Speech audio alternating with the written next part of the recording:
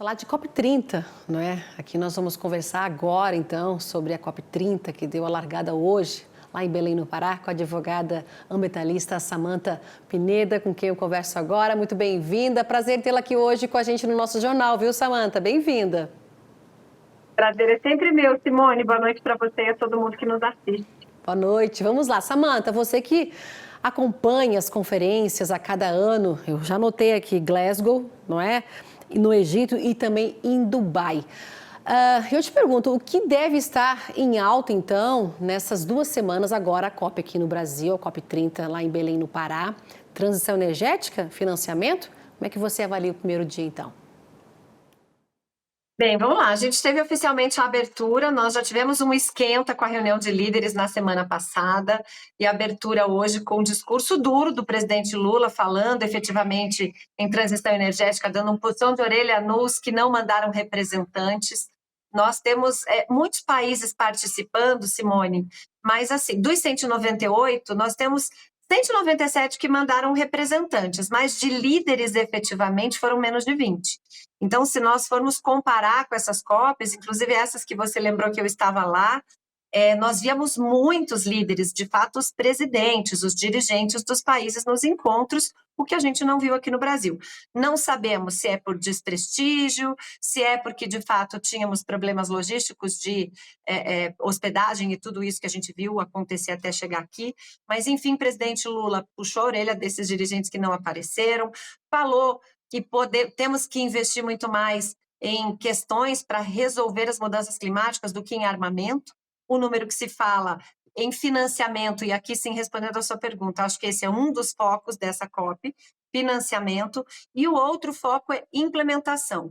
O governo brasileiro deixou muito clara a sua posição de que chega de negociação, são 30 conferências, agora é hora de implementar. Então, tem cobrado as NDCs, que são as contribuições nacionalmente determinadas, as metas de descarbonização dos países.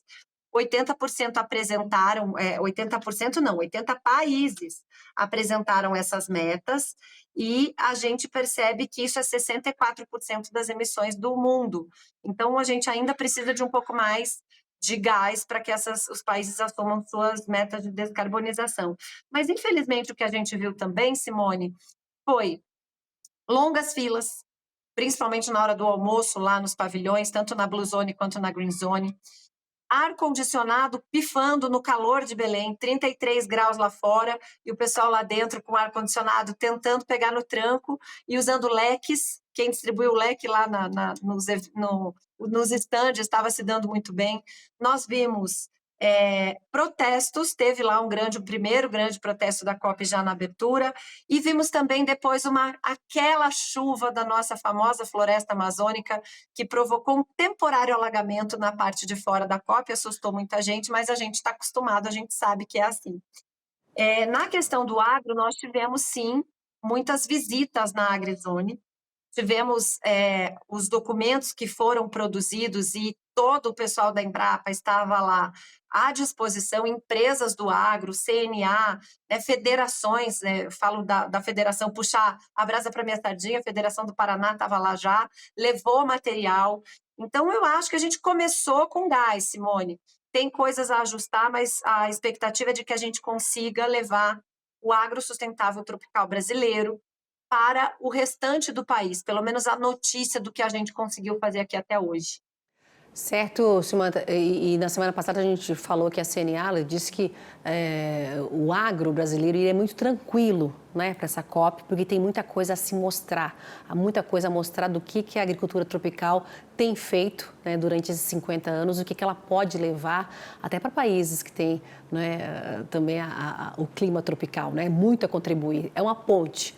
Não é? Quando a gente coloca aqui. Samantha, eu tenho 2 sonoras aqui do presidente Lula. Você começou a tua análise aqui falando nele, nessa cobrança do presidente, né? No discurso, então, na abertura oficial da COP30, o presidente Lula, então, ele fez essas duras críticas, nas quais você citou aqui pra gente, né?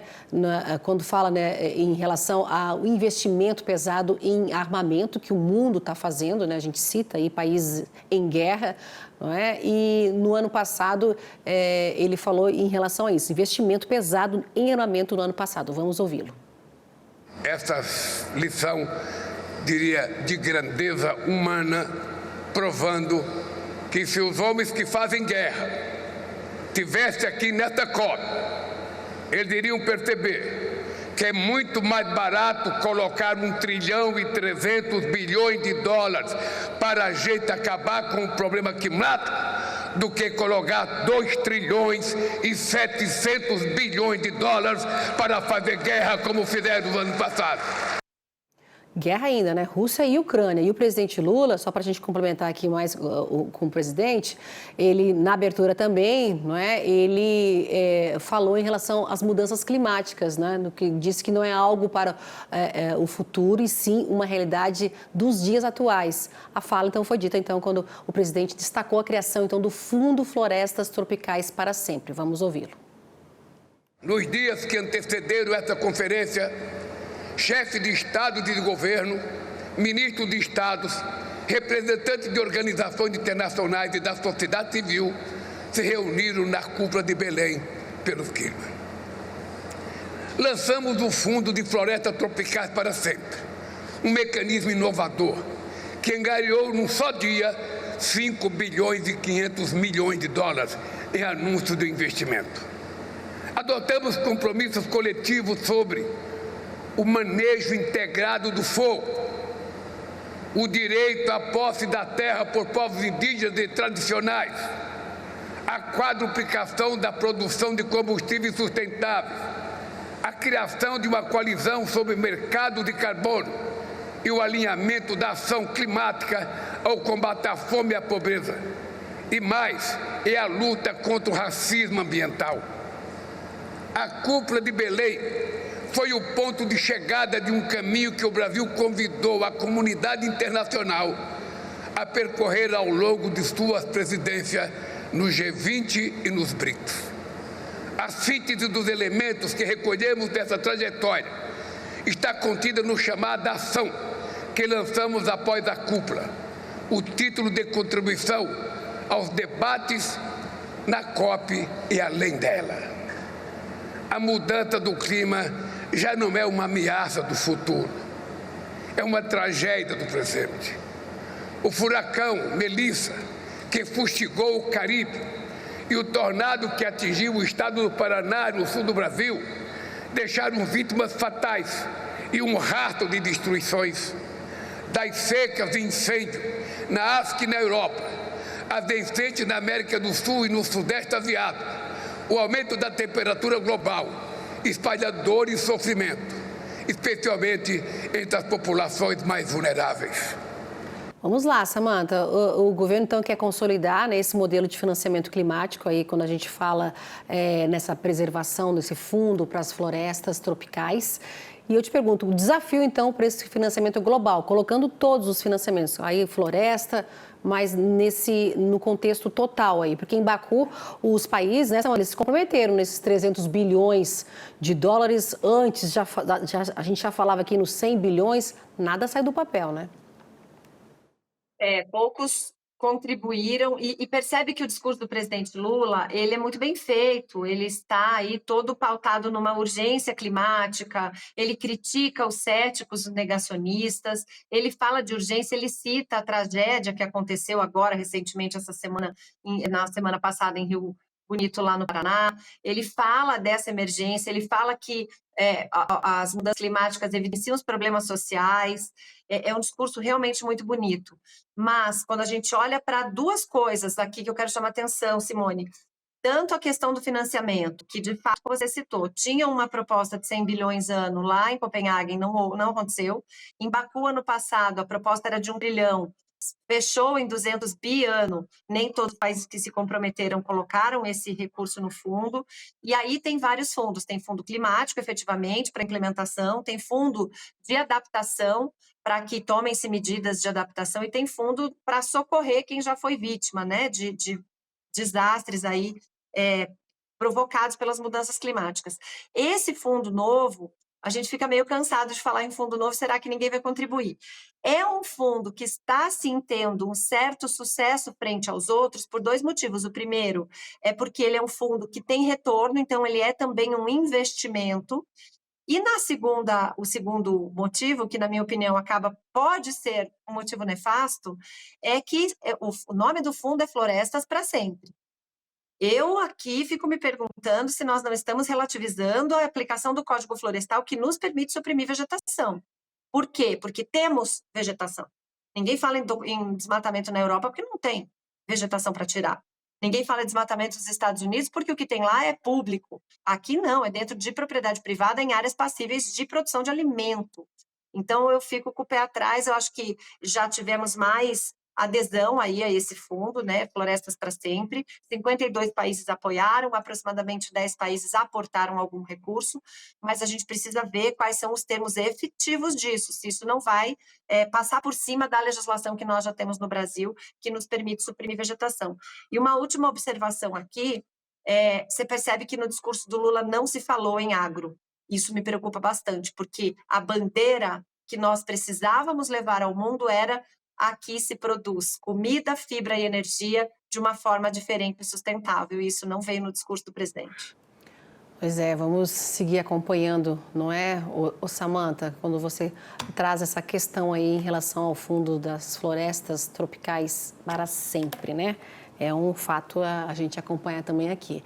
Você já falou rapidamente aí quando o presidente ele falou, né, em relação ao negacionismo climático. Então vamos ouvi-lo, né? Lula disse então que esta será, abre aspas, a COP, né, da verdade, fecha aspas. A COP30 será a COP da verdade. Na era da desinformação, os obscurantistas rejeitam não só as evidências da ciência, mas também os progressos do multilateralismo. Eles controlam algoritmos, semeiam o ódio, espalham o medo, atacam as instituições, a ciência e as universidades. É momento de impor uma nova derrota aos negacionistas.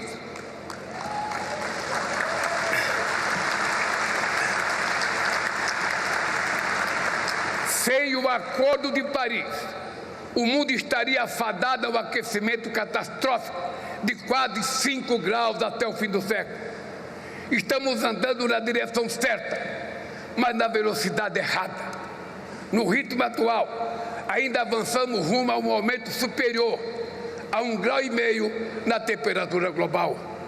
Romper essa barreira é um risco que não podemos correr. Queridas amigos e queridos amigos, nosso chamado à ação está dividido em 3 partes. Na primeira parte, faço um apelo para que os países cumpram os seus compromissos. Isso significa formular e implementar as contribuições nacionalmente determinadas ambiciosas, assegurar financiamento, transferência de tecnologias e capacitação aos países em desenvolvimento e dar a devida atenção, adaptação aos efeitos da mudança do clima. Na segunda parte, conclamo os líderes mundiais a acelerar a ação climática. Precisamos do mapa do caminho para que a humanidade, de forma justa e planejada, supere a dependência dos combustíveis fósseis e reverta o desmatamento e mobilize os recursos para esses fins. Avançar requer uma governança global mais robusta, capaz de assegurar que as palavras se traduzam em ações. A proposta de criação de um Conselho do Clima, vinculada à Assembleia Geral da ONU, é uma forma de dar a esse desafio a estatura política que ele merece. Na terceira parte, convoca a comunidade internacional a colocar as pessoas no centro da agenda climática. O aquecimento global pode empurrar milhões de pessoas para a fome e a pobreza, fazendo retroceder décadas de avanço. O impacto desproporcional da mudança do clima sobre mulheres, afrodescendentes, migrantes e grupos vulneráveis deve ser levado em conta nas políticas de adaptação. É fundamental reconhecer o papel dos territórios indígenas e de comunidades nacionais nos esforços da mitigação. E aí, Samantha, nessa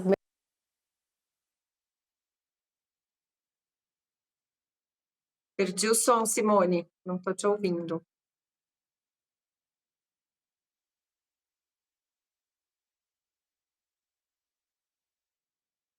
Bem, vamos lá. O discurso do presidente Lula me parece um discurso realmente muito provocativo, né? Queremos que os países cumpram suas contribuições nacionalmente determinadas, queremos olhar para esses mais vulneráveis, vamos acabar com o negacionismo por conta de ciência, né? Que tem muita demonstração de que existe mudança climática. Acho que é um discurso bom para uma abertura de COP, coloca o clima lá em cima, coloca a expectativa lá em cima. O que a gente precisa entender é como que o próprio presidente Lula vai colocar isso em prática aqui. Porque as NDCs, né, as NDCs dos países, geralmente elas são comedidas, responsáveis, né? Eu vou diminuir minhas emissões na medida que eu puder fazer isso. Algumas são até condicionadas, como a China. A China condicionou a sua descarbonização ao crescimento do país, ao aumento do PIB e à geração de empregos. E o Brasil? O Brasil colocou a sua meta de descarbonização em 67% e disse que, para que isso acontecesse, disse lá no Plano Clima, que foi publicado aqui e que foi solicitado assim com todo o setor para que ele não fosse apresentado na COP. Aquele Plano Clima, que é o plano de como o Brasil vai chegar na sua meta nacionalmente determinada, dizia que transportes, indústria e setor de energia podiam aumentar emissões, mas o agro tinha que diminuir 54% das emissões. E isso realmente é um desastre para o setor. Então, a gente precisa conversar mais para saber se esse discurso bonito aí vai valer aqui dentro para a gente fazer esse abismo social não crescer. Porque se a gente matar o único setor que puxa o carro da economia, a gente vai ter problema econômico, sim.